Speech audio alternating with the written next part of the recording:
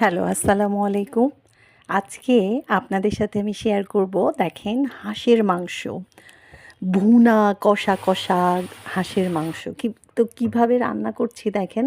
প্রথমে আমি হাঁসের মাংসগুলো ভালো করে ধুয়ে নিয়েছি। তারপরে অ্যাজ ইউজুয়াল যেভাবে পেঁয়াজ, তারপর রসুন, তারপরে তার মধ্যে আদা বাটা, জিরা বাটা, ধনিয়া বাটা, তারপরে হলুদ, মরিচের গুঁড়া দিয়েছি। দিয়ে সবগুলো নিয়ে পেঁয়াজটাকে আমি ভালো করে আগে কষিয়ে নিচ্ছি। নিয়ে তারপরে যেটা আসলে আমি এখানে একটা সিক্রেট মশলা যেটা মাংসের মধ্যে ইউজ করব যাতে কোনো হাঁসের কোনো গন্ধ থাকবে না, সেটা কিভাবে বানাবো সেটা আপনাদেরকে দেখাবো। তো তারপরে সেটা আমি পরে বানাবো মশলাটা। এটা আগে বসিয়ে দিই কারণ হাঁসের মাংস হতে অনেক সময় লাগে। সো প্রথমে জাস্ট পেঁয়াজগুলো আমি হালকা একটু কষে নিয়ে তার মধ্যে মাংসগুলো সব দিয়েছি। আর হাঁসের মাংস, হাঁস তো পরিষ্কার করতেও অনেক ক্ষণ লাগে। বাজার থেকে যদিও ড্রেসিং করে নিয়ে এসেছি, তা কিন্তু তারপরে হাঁসকে পোড়ানো, সেটা বাছা, আবার কোনো যেন পাখনা না থাকে ছোট, সেগুলোকে ভালো করে দেখে বেছে নিতে হয়, অনেক অনেক টাইমের বিষয়। তো তারপরে হাঁসগুলোকে এভাবে পরিষ্কার করে নিয়ে এই তো আমি একটু কষিয়ে দিয়ে অল্প একটু পানি দিয়ে এটাকে একটু বসিয়ে দিলাম। মানে হাঁসের মাংস তো সিদ্ধ হতে অনেক সময় লাগবে। তো ততক্ষণে তারপরে আমি আমার মশলাটা যেটা সেটা বানিয়ে নিব। একটু পানি দিয়ে ভালো করে একটু বসিয়ে দেব। তারপরে এটা অনেকক্ষণ কষাতে হবে, কিন্তু প্রথমে একটু আমি সময় নিব।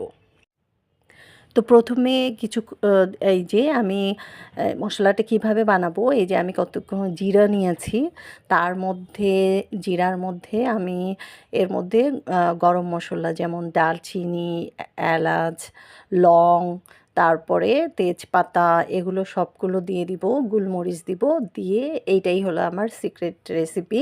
যে এইগুলো সবগুলো মশলা গরম করে ব্লেন্ড করে যদি দেওয়া যায়, তাহলে যে মানে হাঁসের মাংসের মধ্যে যে একটা মানে স্মেল থাকবে, যে একটা, অনেকে বলে যে হাঁসের মাংস গন্ধ করে, খাওয়া যায় না। আসলে হাঁসের মাংস অনেক কষাতে হয়। তো যেহেতু আমি মাংসটা পাশে বসিয়ে দিয়েছি অল্প একটু পানি দিয়ে, মানে জাস্ট একটু মাংসগুলো হালকা একটু পানিগুলো তার গায়ের সাথে ভেজা ভেজা হবে, পেঁয়াজগুলো একটু সিদ্ধ হবে, তারপরেই আমি আসলে কষানো শুরু করব। তার আগে আমি এই যে সিক্রেট যে মশলাটা সেটা আমি বানিয়ে নিচ্ছি। এই যে তেজপাতা সবগুলো আমি ভাজছি, ভেজে তারপর আমি ব্লেন্ড করে নিব। তো এই যে এদিকে ফাঁকে ফাঁকে আমি মাংসটা একটু নেড়ে দিচ্ছি, যে ওর পানিটা এখনও কিন্তু পেঁয়াজগুলো পুরোপুরি সিদ্ধ হবে না বা মাংসগুলো সিদ্ধ হবে না। জাস্ট একটু যদি পেঁয়াজগুলো সিদ্ধ হয় বা মাংসগুলো হালকা, এই যে রসুন সব কিছু সিদ্ধ হলে তারপরে যখন কষাতে থাকবো তখন একেবারে মানে খুব সুন্দর একটা কালার চলে আসবে। তো এই যে সেই মশলাটা ব্লেন্ড করার পরে যখন দিলাম, এই যে মানে মাংসর যে একটা মানে গ্রেভি গ্রেভি কালার আসবে, এই মশলাটার জন্য স্মেলটাও খুব সুন্দর হবে, কোনো রকমের কোনো গন্ধ থাকবে না হাঁসের মাংসে।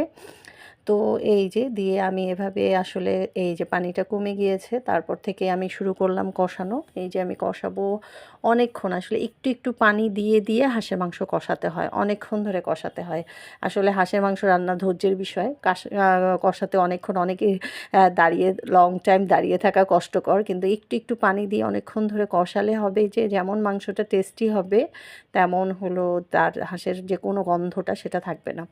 আর আমি আজকে মাংসের মধ্যে কিছু নতুন, যেহেতু শীতকাল, অনেক নতুন নতুন আলু বাজারে উঠছে, এই আলুগুলো খেতে অনেক মজা। প্লাস আমার হাজব্যান্ড, সে আলু খুব পছন্দ তার, তো তার জন্যই কয়েকটা আলু দিলাম, নতুন আলু।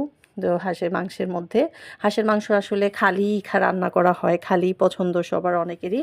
তো আবার এই যে আমার হাজব্যান্ডের মতো কিছু লোক থাকে যাদের আলু লাগবেই তরকারিতে, সো তার জন্য কয়েকটা আলু দিয়েছি, নতুন আলু। নতুন আলু আসলে খেতে অনেক ভালোই লাগছে। তো তারপরে এই যে এভাবে আমি আলু দিয়েও অনেকক্ষণ ধরে কষাবো। কষাতে কষাতে আসলে আমি দেখবো যে মাংসগুলো যখন মানে মোটামুটি সিদ্ধ হয়ে আসছে, তখন আসলে আমি কষানোটা বন্ধ করব। তারপরে এভাবে কষাতে দেখেন মানে যেই মশলাগুলো পুরোপুরি, আর পেঁয়াজ একটাও দেখা যাচ্ছে না, সব সিদ্ধ হয়ে গেছে, কষানো হয়ে গেছে কালার, তখন আমি আবার কিছু পানি দিয়ে তারপরে সেটাকে আবার বসিয়ে দিব। এভাবে বসিয়ে দেওয়ার পরে কিছুক্ষণ 10 মিনিটের মতন আমি আবার জাল দিব। যেহেতু আমি অনেকক্ষণ ধরে মাংসটাকে প্রথমে হালকা একটু সিদ্ধ করে নিয়েছি, তারপর অনেক কষিয়েছি। আশা করি মাংস পুরোপুরি সিদ্ধ হয়ে যাবে এই অবস্থায়। তো তার মধ্যে এভাবে তারপরে পানি দিয়ে 10 মিনিট রেখে দিব। তারপরে আমি ঢাকনাটা দিয়ে দিব। দিয়ে দেওয়ার পরে এই যে কিছুক্ষণ পরে 10 মিনিট পরে আমি ঢাকনাটা তুলে দেখলাম এই যে পুরো মাংস হয়ে আসছে। তো তারপরেও আমি আবারও এভাবে কিছুক্ষণ রেখে দিব।